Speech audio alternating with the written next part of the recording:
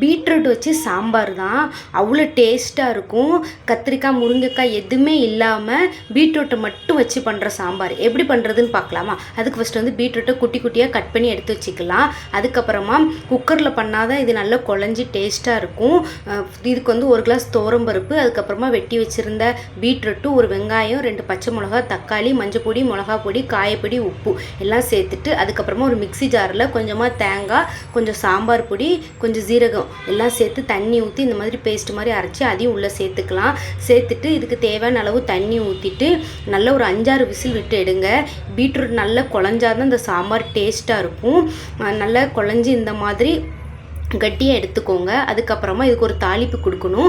அதுக்கு ஒரு கடாயில் கொஞ்சமாக தேங்காய் எண்ணெய் சேர்த்துட்டு கடுகு, கருவேப்பிலை, அதுக்கப்புறமா வத்தல் சேர்த்து நல்லா தாளித்து உள்ளே சேர்த்திங்கன்னா டேஸ்ட்டான பீட்ரூட் சாம்பார் ரெடி.